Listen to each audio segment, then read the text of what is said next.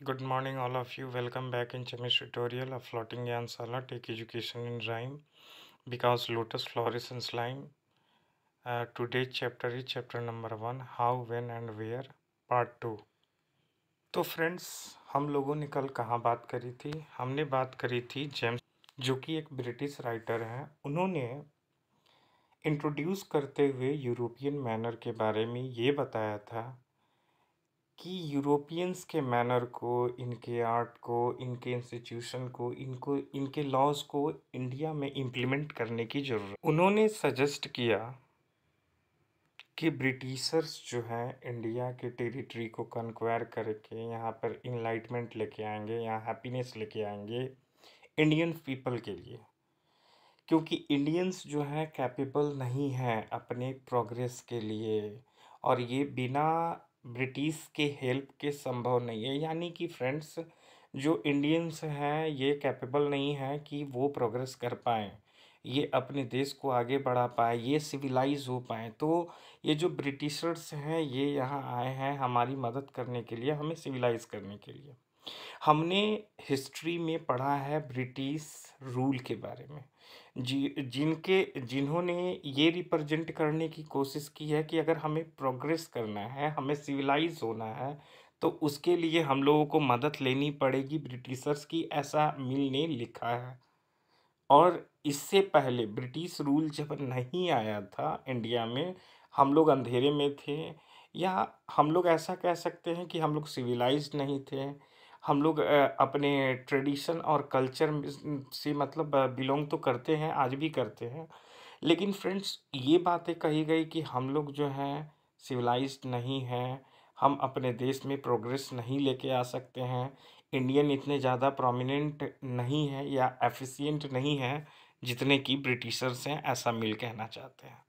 जैसा कि उन्होंने रेफ़र करते हुए ये हिस्ट्री में बताया था हिंदू और मुस्लिम के बारे में। तो फ्रेंड्स, पीरियड ऑफ हिस्ट्री को हिंदू या मुस्लिम की कैटेगरी में बांटना बिल्कुल भी सही नहीं है, और इस कंडीशन में ये एक एग्जिस्टेंस बिल्कुल भी नहीं रखती है कि अगर हिंदू के रूल में केवल हिंदुस्तान में उस समय हिंदू ही थे, या मुस्लिम के रीजन में केवल मुस्लिम ही रूल करते थे और कोई रिलीजियन या कास्ट के लोग यहाँ एग्जिस्ट नहीं करते थे, तो ये फ्रेंड्स कहीं ना कहीं अ, म, इस चीज़ को फुलफिल नहीं करती है। मतलब हिस्टोरियंस के मतलब पूरी तरीके से जो हिस्ट्री है इसको फुलफिल नहीं करती है। क्या हमें किसी एज को केवल रिलीजियन ऑफ द रूलर के बिहाफ पर कैरेक्टराइज करना चाहिए? ये सजेशन कहाँ तक सही है? उसके अलावे जो लाइफ्स के प्रैक्टिसेस हैं अदर लोगों के, उस वो इसमें कोई मैटर नहीं रखते हैं। हमें ये बातें कि एंशियंट इंडिया के जो रूलर्स थे वो कभी भी सेम फेथ को शेयर नहीं करते थे। फिर अब आगे बढ़ते हैं फ्रेंड्स। तो ब्रिटिश क्लासिफिकेशन जो है, हिस्टोरियंस ने इसे डिवाइड किया इंडियन हिस्ट्री, एंशियंट हिस्ट्री में, मेडाइवल हिस्ट्री में और मॉडर्न हिस्ट्री में। और ये भी डिवीजन में काफ़ी सारे प्रॉब्लम्स हैं, क्योंकि ये जो पीरियोडाइजेशन है ये बोरोड किया गया था वेस्ट से। यानी कि मॉडर्न पीरियड जो है ये एसोसिएट करता था ग्रोथ से, ऑल फोर्स ऑफ मॉडर्निटी से, मतलब कि टोटल मॉडर्निटी जो थी मॉडर्न यानी कि मेडाइवल पीरियड में एग्जिस्ट करनी चाहिए। तो बात करते हैं साइंस की, बात करते हैं रीजन्स की, बात करते हैं डेमोक्रेसी की, लिबर्टी की और इक्वेलिटी की। तो ये चीज़ें तो देखने को मिली मेडाइवल मॉडर्न पीरियड में। ये science, reason, democracy, liberty, equality तो देखने को कभी मिली ही नहीं फ्रेंड्स। और अगर हम बात करें मेडाइवल की, तो मेडाइवल में मॉडर्न सोसाइटी तो एग्जिस्ट ही नहीं करती थी, उसमें साइंस नहीं थी, इसमें रीज़न नहीं था, डेमोक्रेसी नहीं थी, लिबर्टी नहीं था और इक्वेलिटी तो थी ही नहीं। तो हम लोग ये जो कैरेक्टराइजेशन करते हैं मॉडर्न पीरियड का, और हम लोग जिस पीरियड के बारे में स्टडी करते हैं फ्रेंड्स, ये बिल्कुल भी कंप्लीट ट्रूथ को लेकर के नहीं आती है। As you will see in this book, आज जो हम किताबों में पढ़ते हैं कि ब्रिटिश रूल के अंतर्गत लोग जो थे उनमें इक्वालिटी थी, उनको फ्रीडम था, उनको लिबर्टी थी। इनको कहाँ इक्वालिटी थी फ्रेंड्स? वो लोग जो लेबर यानी कि पीजेंट थे, आर्टिसंस थे, और उन्हें कहाँ फ्रीडम मिला हुआ था, उन्हें कहाँ लिबर्टी मिली हुई थी? उनको तो केवल यूज किया जाता था, उनकी निंदा की जाती थी, उनसे केवल काम लिया जाता था। और रही बात उस पीरियड में इकोनॉमिक ग्रोथ की और प्रोग्रेस की, तो इकोनॉमिक ग्रोथ और प्रोग्रेस हुआ, लेकिन इंडियंस का नहीं हुआ, इंडियंस के लिए नहीं हुआ। ब्रिटिशर्स ने अपने लिए किया, अपने एडमिनिस्ट्रेशन के लिए किया, अपने आर्मीज के लिए किया। इंडियंस के लिए किसी तरह का इकोनॉमिक ग्रोथ और प्रोग्रेस नहीं आया फ्रेंड्स।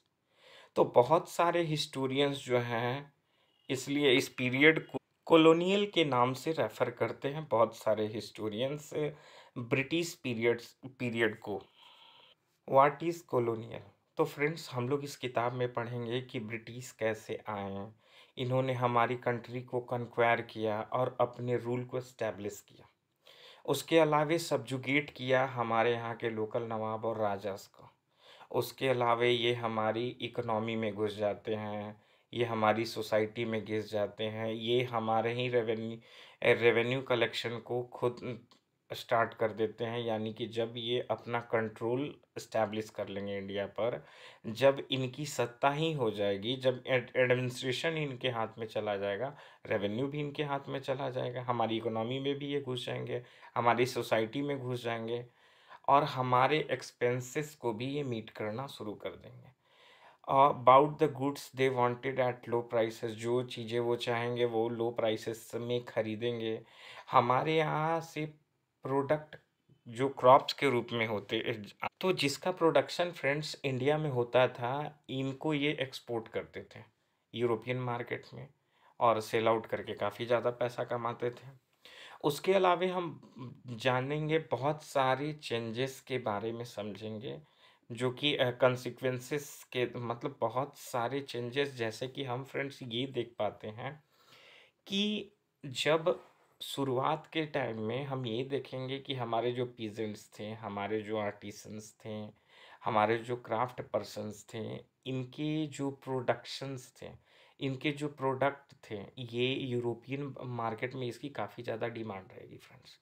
तो जिस कारण से अंग्रेज जो होंगे यहाँ ज़्यादा से ज़्यादा, जैसे एक एग्जांपल लिया जाए इंडिगो का, इंडिगो का यूरोपियन मार्केट में काफ़ी ज़्यादा डिमांड था फ्रेंड्स। तो ये लोग क्या करते थे, हमसे इंडिगो उगाने का काम करवाते थे, और धीरे धीरे अब ये अल्टरनेटिव खोजने लगे फ्रेंड्स। तो अब जब ये इंग्लैंड में उगाया जाने लगा, या फिर और भी बहुत सारे प्रोडक्शन, जैसे कि कॉटन वगैरह के कपड़े बनाए जाते थे, मुस्लिन के कपड़े बनाए जाते थे, वो यूरोपियन मार्केट में काफ़ी ज़्यादा चलन में थी।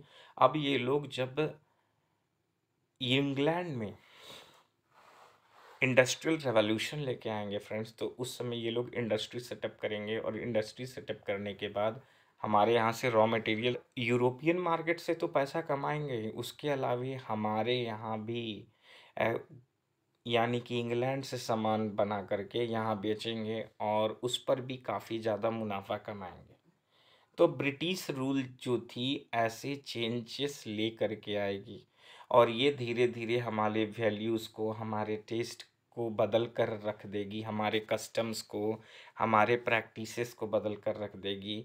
हमारे कस्टम्स में जब ये आना शुरू किया, यानी कि ब्रिटिशर्स ने जब इसमें फिर बदल शुरू किया, तो फ्रेंड्स कस्टम्स की अगर बात करें तो बहुत सारे कस्टम्स ऐसे थे जो हमारे यहाँ गलत थे। अब जैसे एक एग्जांपल है सती सेक्रीफाइस की, उसके अलावे चाइल्ड मैरिज की, तो इसकी इस बिहाफ पर तो वो लोग फ्रेंड्स सही थे, लेकिन उसके अलावे इनका सब्जुगेशन जो था, subjugation of one country by another leads to these kinds of political, ये हमारे पॉलिटिकल, हमारे इकोनॉमिक, हमारे सोशल और कल्चर में भी चेंजेस लाने की कोशिश करेंगे, और हमें पूरी तरीके से कॉलोनाइज़ करेंगे। मतलब कॉलोनाइज़ेशन का प्रोसेस ही यही होता है फ्रेंड्स कि किसी कंट्री के में दूसरी कंट्री के जब रूलर्स आएंगे और वहाँ पर रूल करने लगेंगे और उसके दौरान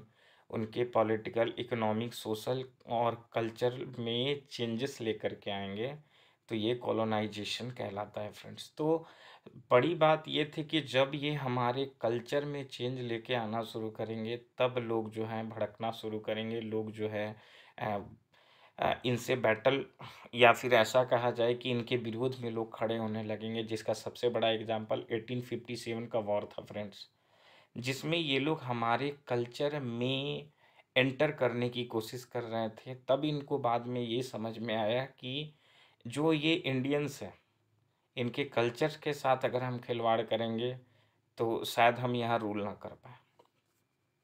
अब हम ये पाते हैं फ्रेंड्स कि हर क्लास या ग्रुप के लोग जो हैं इस चेंज को अलग अलग तरीके से एक्सपीरियंस करेंगे, सेम वे में नहीं। आवर पास्ट, जिस जो कि एक प्लूरल वर्ड है फ्रेंड्स, हमारे बुक का नाम है आवर पास्ट। तो इसमें ये चीज़ें बताने की कोशिश की गई है कि हर क्लासेस और ग्रुप्स के लिए जो चेंजेस को इन्होंने एक्सपीरियंस किया है, सबके लिए ये सेम नहीं है, सबके लिए ये डाइवर्स चेंजेस हैं। तो हम लोग ये कैसे जानते हैं कि हिस्टोरियंस ने अपनी राइटिंग्स के लिए 250 ईयर्स में कौन कौन से सोर्सेस का इस्तेमाल इंडियन हिस्ट्री को लिखने के लिए किया है?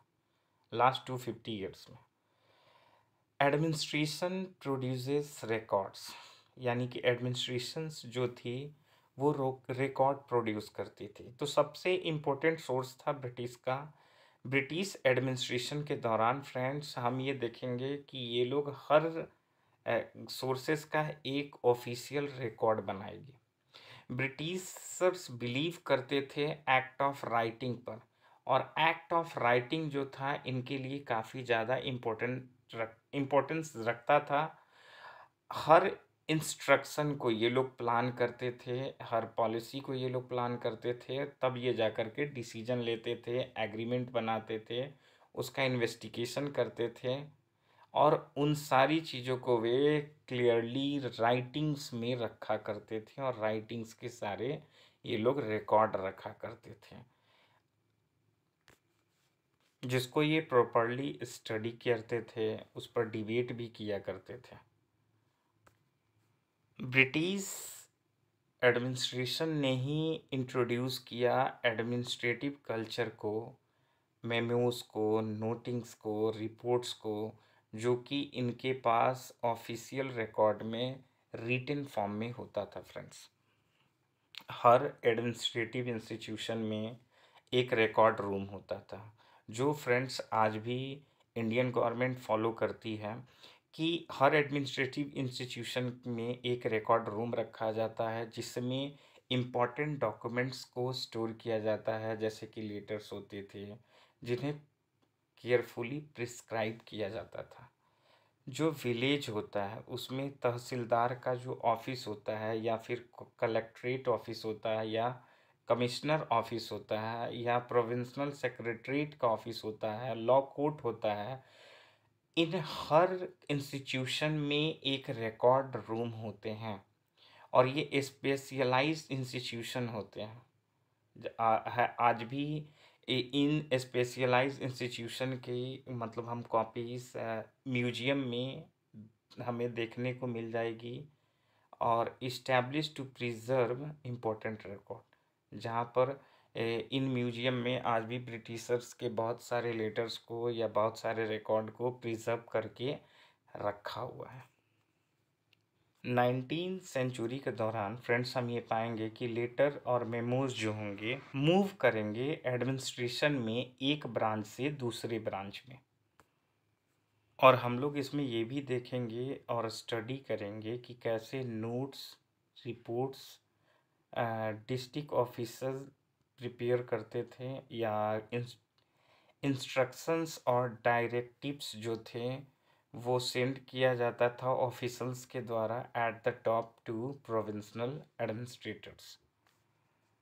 अर्ली 19th सेंचुरी में फ्रेंड्स हम ये पाएंगे कि इन डॉक्यूमेंट को केयरफुली कॉपी करवाया जाता था कैलियोग्राफी से, क्योंकि जो ऑफिसल्स होते थे ज़रूरी नहीं है कि उनकी राइटिंग ब्यूटीफुल हो, लेकिन जो कैलीग्राफिस्ट होते थे उनकी राइटिंग बड़ा ही मतलब सुंदर होती थी, जिस कारण से अर्ली 19th सेंचुरी में, क्योंकि उस समय प्रिंटिंग प्रेस नहीं आई थी फ्रेंड्स, तो प्रिंटिंग प्रेस थी ही नहीं, तो कॉपी कराने का काम कैलियोग्राफिस्ट से किया जाता था ताकि उस रिकॉर्ड को प्रिस्क्राइब करके रखा जा सके। लेकिन जब मिडिल 19th सेंचुरी आई तो हम ये पाएंगे कि प्रिंटिंग प्रेस स्प्रेड होने लगी, जिस कारण से मल्टीपल कॉपी मिलने लगी रिकॉर्ड की, और ये प्रिंटेड प्रोसीडिंग्स जो थी ऑफ ईच गवर्नमेंट डिपार्टमेंट, और ये हर गवर्नमेंट डिपार्टमेंट में जा सकती थी, और इसकी मल्टीपल कॉपी मिलने लगी थी, जिससे काम आसान होने लगा था फ्रेंड्स। यहाँ देख सकते हैं friends, reports to the home department 1946 में कॉलोनियल गवर्नमेंट जो थी इंडिया में, ये म्यूटनी को पुट डाउन करना चाहती थी, ब्रोकआउट करना चाहती थी ships of the royal Indian navy को। तो इसमें जो सैंपल थे ऑफ काइंड ऑफ रिपोर्ट्स के, the home department got from the different dockyard, तो जो कि डिफरेंट डॉकयार्ड से इस रिपोर्ट को पाई थी। जो रिपोर्ट थी होम डिपार्टमेंट के लिए और होम डिपार्टमेंट को भेजी गई थी अलग अलग डॉकयार्ड से। तो यहाँ फ्रेंड्स बॉम्बे का एक रिपोर्ट है जहाँ लिखा गया arrangements have been made for the army to take over ships and establishment royal navy ships are remaining outside the harbour. उसके अलावा कराची का एक रिपोर्ट है 301 mutineers are under arrest and a few more strongly suspected are to be arrested, all establishment are under military guard. तो friends Bombay का हो, कराची का हो या विशाखापट्टनम का है ये हो, ये वही बातें लिखी गई हैं जब म्यूटनी हो रही थी। तो उस समय सेना में जो इंडियन थे, इंडियन आर्मी के, सॉरी फ्रेंड्स, इंडियन आर्मी नहीं, इंडिया के जो ब्रिटिश आर्मी में जो इंडियंस थे वो उन्हें पकड़ लिया गया था, क्योंकि उन लोगों ने शिप्स पर मतलब आर्मी को पकड़ लिया गया था। उसके अलावा कराची की बात अगर हम करें तो अरेस्ट किया गया था 301 म्यूटिनियर्स को। तो फ्रेंड्स ये जो रिपोर्ट्स हैं ये भेजी गई अलग अलग डॉकयार्ड से, जो कि यही दर्शाती हैं फ्रेंड्स कि ये जो रिपोर्ट्स थे प्रिंटिंग प्रेस के आने से संभव हो पाया था कि जल्दी से ये लोग जो यानी कि ब्रिटिश ईस्ट इंडिया कंपनी थी या ब्रिटिश एडमिनिस्ट्रेशन के अंतर्गत ये जो रिपोर्ट्स थे एक से दूसरी जगह स्प्रेड किए जा सके। ये फ्रेंड्स आप देख सकते हैं national archive of India came up in the 1920s। तो ये 1920 का नेशनल आर्chiव है। जब न्यू दिल्ली बना तो नेशनल म्यूजियम और नेशनल आर्chiव दोनों जो है लोकेट थे क्लोज टू द वायसरीगल पैलेस। जो वायसरीगल पैलेस था इसके ही नज़दीक थे नेशनल म्यूजियम और नेशनल आर्chiव्स।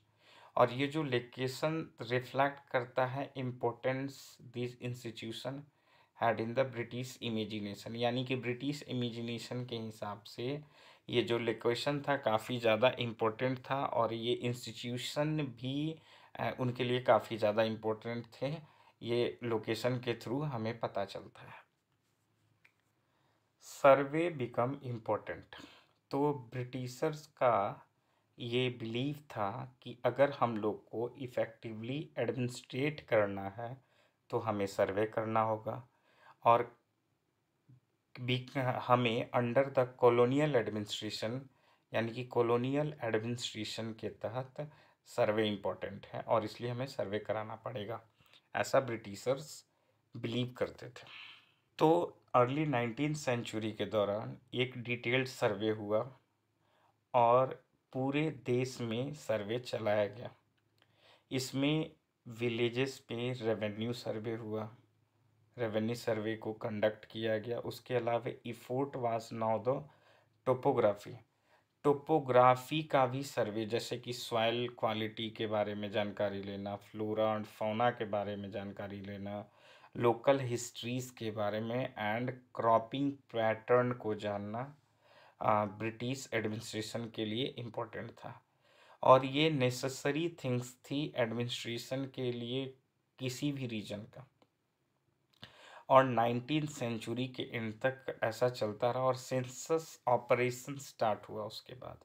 और हर 10 सालों में सेंसस होता था और उसमें प्रिपेयर किया जाता था डिटेल्ड रिकॉर्ड को, number of peoples in all the provinces of India, मतलब हर प्रोविंस में नंबर ऑफ पीपल कितने लोग हैं, और नोटिंग किया जाता था इंफॉर्मेशन ऑन कास्ट, कास्ट को नोट किया जाता था, रिलीजियन और ऑक्यूपेशन को भी।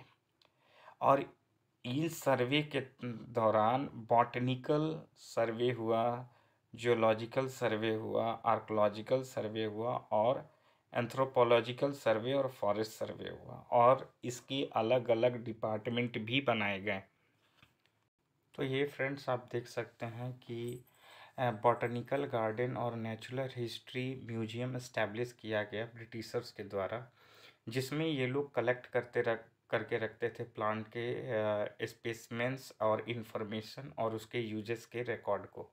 उसके अलावा लोकल आर्टिस्ट से इसके पिक्चर्स को भी ड्रॉ आउट करवाया जाता था। जैसा कि हिस्टोरियंस ने बताया है कि इस तरीके से कॉलोनिज्म का ये नेचर था कि इस तरीके से ये लोग इन्फॉर्मेशन कलेक्ट करके उसके रिकॉर्ड को बना करके रखते थे कि कैसे, मतलब किसी भी जैसे एक एग्जांपल ले ले कस्टर्ड एप्पल का, जो कि 1770s का ये पिक्चर है, इन्हें कैसे उगाया जाता था या फिर इसके यूजेस क्या क्या थी। और इसके अलावा अगर कहीं भी इन्हें ये सेंड भी करना होता था रिकॉर्ड को या इसकी कॉपी को, तो इस रिपोर्ट को वो सेंड करते थे या फिर इसको यूज़ करते थे। What official records do not tell. तो ये जो रिकॉर्ड्स हैं, इससे हमें ये जानने को मिलता है कि ये जो ऑफिशियल रिकॉर्ड है, इससे ऑफिशियल के थॉट का पता चलता है। और हमें ये याद रखना चाहिए कि आखिर वो सोचते क्या थे और किस लिए ये सर्वे करवाते थे या फिर पूरी जानकारी निकालते थे और पूरी जानकारी को अपने पास रखते थे रिकॉर्ड के तौर पर। तो फ्रेंड्स आप ये देख सकते हैं कि मैपिंग और सर्वे ऑपरेशन है ये प्रोग्रेस इन बंगाल, बंगाल की तस्वीर है फ्रेंड्स, जिसे जेम्स प्रिशेप ने 1832 में बनाया था। आप देख सकते हैं फ्रेंड कि ऊपर चढ़ के भी कुछ लोग जो है मैपिंग और सर्वे कर रहे हैं। ये तस्वीर है रिबेलियन की ऑफ 1857, जो ब्रिटिश के रिप्रेजेंटेशन है। और ब्रिटिशर्स इसमें ये दिखाना चाह रहे हैं कि ये जो सिपाही म्यूटिनी थी, रेबेलियन ने जो म्यूटिनी की थी वो लूट के लिए किया था। उसके अलावा ये ग्रिडी थे, ये विक्सीसियस थे, ये ब्रूटल थे, जिस कारण से ये लोगों ने सिपाही म्यूटिनी किया और अंग्रेज़ों की जो संपत्ति थी उसे लूटा है। इस तरीके से दिखाने की कोशिश की गई है, जबकि फ्रेंड्स ये पूरी तरीके से गलत है।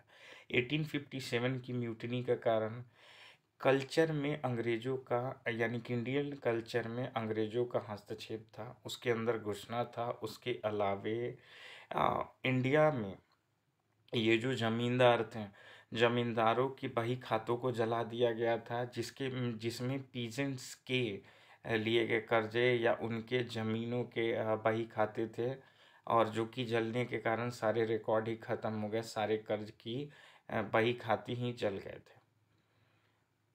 जो कि फ्रेंड्स इस तरीके से हम फ्रेंड्स ये कह सकते हैं कि अंग्रेज़ों ने इस म्यूटिनी को किस तरीके से रिप्रेजेंट किया है और क्या शो करना चाहते हैं वो। और वो यही जाहिर सी बात है कि शो करना चाहते हैं कि हमारी जो वेल्थ है, यानी कि इंडिया में उनकी वेल्थ थी, और हम लोग जो हैं, यानी कि 1857 के जो रेबेलियन है, म्यूटनी जिन्होंने किया था, वो लालची थे, वो विशियस थे, वो ब्रूटल थे, काफ़ी ज़्यादा क्रूर थे और ये कहीं ना कहीं उनकी संपत्ति को लूट रहे हैं। इन्होंने जो रिकॉर्ड प्रिस्क्राइब की, पॉस्टेरिटी को प्रिस्क्राइब किया, तो इन्होंने अपने इंटरेस्ट को दिखाया। यानी कि बात कर रहा हूँ मैं फ्रेंड्स अंग्रेजों की। इसमें कंट्री क्या सोचती थी, कंट्री के लोग क्या सोचते थे इस पर, और उनके एक्शन क्या थे लोगों के, इससे तो कोई लेना देना ही नहीं था ब्रिटिश एडमिनिस्ट्रेशन को। उसके अलावे हम लोग ये शुरुआत करें या फिर इसके बारे में बात करें कि ये जो ऑफिशियल रिकॉर्ड्स थे, लोगों को तो शायद इसके बारे में पता भी ना होगा। तो अब लोग क्या सोचते थे इसके बारे में हमें कहाँ से जानकारी मिलती है? तो ये अकाउंट मिलता है हमें फ्रेंड्स डायरीज से, पिलग्रिम से, ट्रैवलर से, ऑटो ऑटो बायोग्राफी से, और ऑफ ऑफ इम्पोर्टेंट पर्सनालिटी के इन रिकॉर्ड के थ्रू हमें जानकारी मिलती है। कॉमन पीपल की पॉपुलर बुकलेट्स के थ्रू हमें मिलता है। लोकल बाज़ार की जानकारी कि उस समय उस वक्त लोकल बाज़ार में क्या बेचे जाते थे, प्रिंटिंग कैसे स्प्रेड किया, उसके अलावा न्यूज़पेपर पब्लिश्ड हुए, आ, और प्रिंटिंग जब से फैला, पब्लिक में डिबेट होना शुरू हुआ, तब हमने लोगों के यानी कि इम्पोर्टेंट पर्सनालिटीज़ के बारे में जाना कि वो क्या सोचते थे। उसके अलावे हमने आइडियाज़ को जाना, जो स्प्रेड आउट होता था लीडर्स का, रिफॉर्मर्स का, पोइट्स का, नॉवेलिस्ट का, और एक्सप्रेस करते थे ये लोग अपनी फीलिंग्स को न्यूज़पेपर के थ्रू या पोइट के थ्रू या नॉवेल के थ्रू या फिर ऑटोबायोग्राफी या ट्रैवलिंग के थ्रू, मतलब ये जो अपने अकाउंट लिखते थे उसके थ्रू जानकारी मिलती है। ये जो इम्पोर्टेंट पर्सनालिटीज़ होती थी उनकी। अभी भी फ्रेंड्स ये समझने को नहीं मिलेगा और इसका जिक्र भी कहीं नहीं मिलेगा फ्रेंड्स कि ये जो पीजेंट्स थे, ये जो वर्कर्स थे, जो माइंस में काम करने वाले गरीब थे, या फिर जो स्ट्रीट्स में रहने वाले गरीब थे, ये क्या एक्सपीरियंस करते थे, उनके मन में क्या चल रहा था, उनका जो लाइफ था कैसे बहुत ज़्यादा डिफ़िकल्ट था, इस और वे क्या सोचते थे देश के बारे में, इसके बारे में तो कोई रिकॉर्ड ही नहीं है फ्रेंड्स, और कहीं रिकॉर्ड ही नहीं है। जो कॉमन पीपल थे उनकी जानकारी, उनकी सोच को जाहिर ही नहीं किया गया है। फ्रेंड्स हम लोग थोड़ा अगर इस बुक पर गौर करेंगे तो शायद हम इसके बारे में देख सकेंगे, जान सकेंगे। Not fit for human consumption. तो फ्रेंड्स ये है एक रिपोर्ट या ये एक न्यूज है फ्रेंड्स, ये कि ये प्रोवाइड करता है 1946 की रिपोर्ट है पॉलिसी स्ट्राइक की, जो किसी मूवमेंट को अकाउंट करते हुए बताया गया है। 2000 पुलिसमैन ने दिल्ली में थर्सडे की सुबह को खाना खाने से इनकार कर दिया था क्योंकि उनकी सैलरी भी कम थी और बैड क्वालिटी का फूड उन्हें पुलिस लाइन के किचन में दिया जाता था। ये न्यूज़ अदर पुलिस स्टेशन में फैला और लोगों ने वहाँ भी रिफ्यूज़ कर दिया खाने से, मतलब खाने को मना कर दिया, स्ट्राइक कर दिया। और फूड सप्लाई जो पुलिस लाइन में मिलती थी उनका ऐसा कहना था कि ये जो खाना है ये ह्यूमन कंजप्शन के लिए है ही नहीं, इसे तो जानवर भी नहीं खाएंगे। और उसमें जो चपाती और दाल मिलते थे ये खाने के लिए पर्याप्त नहीं थे, मतलब कि खाने के लायक नहीं थी। और ये रिपोर्ट है फ्रेंड्स, न्यूज़ हिंदुस्तान टाइम्स की 22 मार्च 1946 का ये रिपोर्ट है फ्रेंड्स, जो न्यूज़पेपर में छपा था। ओके फ्रेंड्स, आज के लिए इतना ही। कल फिर मुलाकात होगी नेक्स्ट चैप्टर के साथ। Okay, thank you.